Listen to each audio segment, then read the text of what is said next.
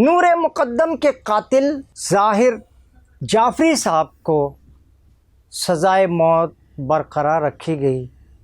اور کل supreme court میں ان کے والد صاحب جس قدر افسردہ حالت میں کورٹ سے باہر نکلے، انہیں دیکھ کر کے دکھ بھی بہت ہوا اور یہ خیال بھی آیا کہ آخر وہ کہاں پر کمی رہ جاتی ہے اولادوں کے لیے، جہاں والدین کو اس قدر دقت، اس قدر مشکل کا سامنا ہوتا ہے۔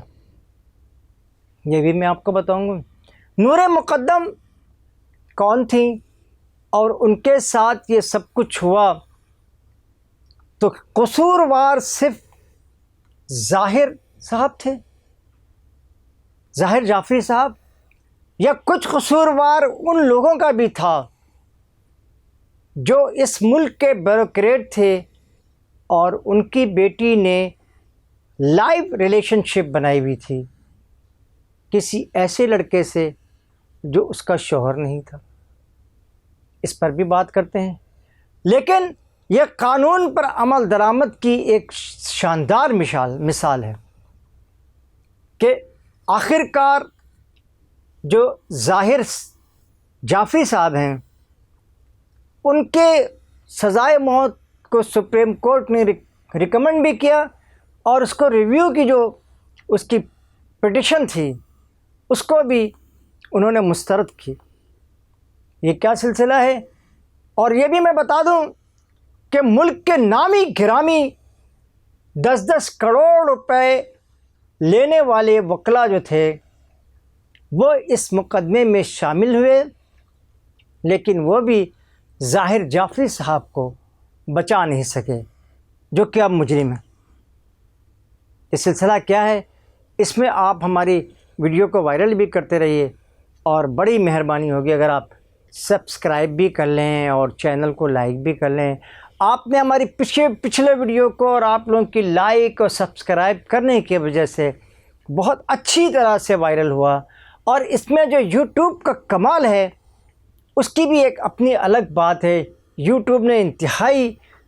اپنی فنی مہارت کے ساتھ جو ہے ہماری ویڈیو کو وائرل بھی کیا، اور بہت سارے لوگوں نے تقریباً 12-13 ہزار لوگوں نے جو ہے وہ اس ویڈیو کو دیکھا ہوگا، جس میں سے 8 سے 9 ہزار سبسکرائبر بھی ہیں، وہ 8 سے 9 ہزار جو ہیں وہ ویورز بھی ہیں، اور تقریباً 200 سبسکرائبر بھی اس میں شامل ہیں۔ اس پہ میں یوٹیوب کا بے انتہا شکر گزار ہوں کہ انہوں نے ہماری یہ ویڈیو کو وائرل کی۔ دوستوں، اس کے ساتھ ہی پوچھنا یہ چاہتا ہوں کہ یہ جو نور مقدم صاحبہ کا جو مقدمہ تھا، اس کی جو اسٹوری سامنے آئی وہ انتہائی واضح انداز میں اس بات کی نشاندہی کرتی رہی ہے کہ اس میں وہ جو ظاہر صاحب ہیں، ظاہر جعفری صاحب، انہوں نے انتہائی بے دردی کے ساتھ نور مقدم کو ہمیشہ کے لیے قبر میں اتار دیا، اور بہت شدید قسم کے انہوں نے مظالم بھی کیے، اس کو کمرے میں بند رکھا، لیکن نہ وہ لڑکی کوئی ان پڑھ تھی اور نہ اس لڑکے نے کوئی کلاس نہیں پڑھی تھی، ایسا کوئی سلسلہ نہیں تھا۔ دونوں اعلیٰ تعلیم یافتہ تھے، امریکہ سے پڑھے ہوئے تھے، لیکن نہ جانے کیوں کیا بات ہے، کوئی بات سمجھ میں بھی نہیں آتی کہ یہ جو بیرون ملک سے پڑھ کے آنے والے ہیں وہ اتنے خوفناک جرائم کا ارتکاب کرتے ہیں کہ جس کی کوئی مثال نہیں ملتی، اور یہ کہیں ایک جگہ نہیں ہے۔ انتہائی معذرت کے ساتھ کہنا پڑتا ہے کہ یہ جو ماہرین ہمارے معیشت داں آتے ہیں بیرون ملک سے پڑھ کے، آپ ایک لمبی لسٹ اٹھا لیں، کوئی شوکت ترین تھا، کوئی شوکت عزیز تھا، کوئی یہ تھا، کوئی وہ تھا، اور اب جو محمد اورنگزیب صاحب ہیں وہ بھی ایک بہت بڑے معیشت دان ہیں، منیر صاحب تھے۔ یہ سارے لوگ جو بیرون ملک سے پڑھ کے بھی آتے ہیں، جن کو اعلیٰ تعلیم یافتہ کہا جاتا ہے، انہوں نے معین قریشی صاحب، انہوں نے اس پورے سسٹم کو جب وہ پاکستان میں آئے تو اس قدر خوفناک بنایا. آپ نے کبھی بھی کسی پاکستانی کی ایسی ویڈیو نہیں سنی ہوگی، ایسی سٹوری نہیں سنی ہوگی جس نے کسی لڑکی کو اس قدر بے دردی سے مارا، جس بے دردی سے اظہار صاحب نے جو ہے نا یہ سارا کام کیا. یہ ساری صورتحال جو ہے اس جو مجرم ہے اس نے کی، اور نور مقدم کے ساتھ کی. اور نور مقدم صاحبہ جو ہیں وہ ایک ایسے گھرانے سے تعلق رکھتی ہیں جن کے والد بیوروکریٹ تھے، مختلف ملکوں میں وہ بیوروکریٹ رہے ہیں، اور وہیں سے یہ سارا سلسلہ، یعنی یہ بھی باہر کے اعلیٰ یا تعلیم یافتہ تھیں، وہ بھی باہر کے اعلیٰ تعلیم یافتہ تھے. تو یہ جو ظاہر جعفر صاحب ہیں، انہوں نے جس بے دردی سے اس کو مارا ہے اس پر، لیکن ایک بات جو اس میں اب سامنے یہ آ رہی ہے کہ وہ والدین، یہ ظاہر جعفر صاحب کا خاندان جو ہے یہ بہت امیر کبیر خاندان ہے، اور جیسا کہ میں نے پہلے عرض کیا کہ بہت مہنگے مہنگے وکیل، یعنی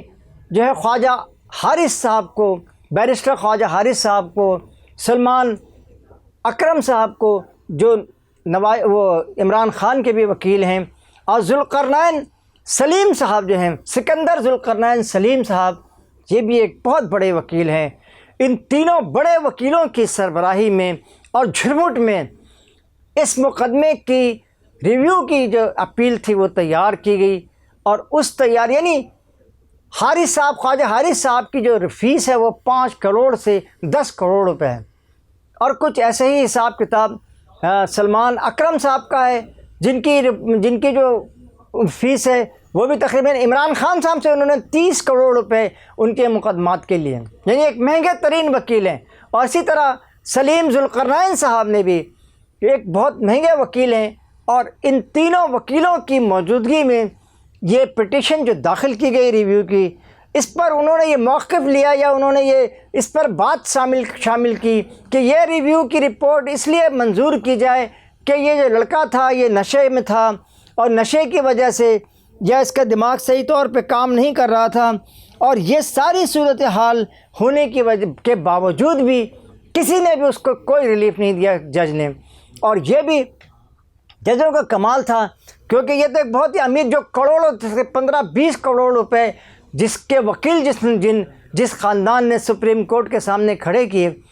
تو اس میں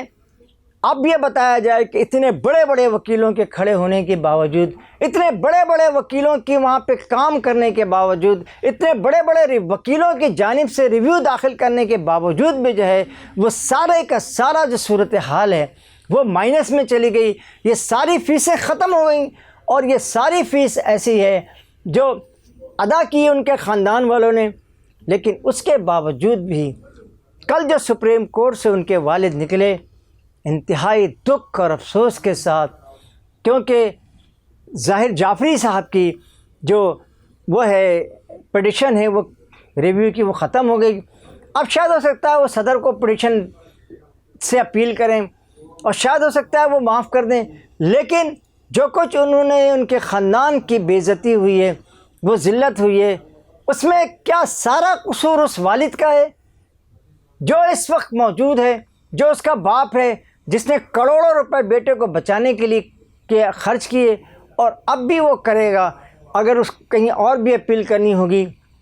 تو وہ کریں گے. لیکن ان تمام کوششوں کے باوجود بھی یہ جو آپ یہ اولادوں کا جو سلسلہ ہے، یہ جو جذبات میں جو کام کرتے ہیں، یہ جو جذبات میں اپنے والدین کو، اپنے خاندان کے لوگوں کو برباد کرتے ہیں، اور اپنے خاندان کے لوگوں کی دولت کو، ان کی عزت کو اور ان کی شہرت کو ملیا میٹ کرتے ہیں، آپ کا کیا خیال ہے؟ ایسے لوگوں کے لیے بھی کوئی جگہ ہونی چاہیے، یعنی ان کو رکھنا چاہیے کہ وہ ان کے بیٹے بھی تھے، کیا ان کے وارث بھی تھے، کیا یہ ان کے بیٹے ہیں جنہوں نے باپ کے 20 کروڑ روپے سے زیادہ خرچے کرا دیے، لیکن اس کے باوجود بھی کوئی چیز حاصل نہیں ہو سکی. لیکن اس میں اس والدین کا تو کوئی قصور نہیں ہے نا.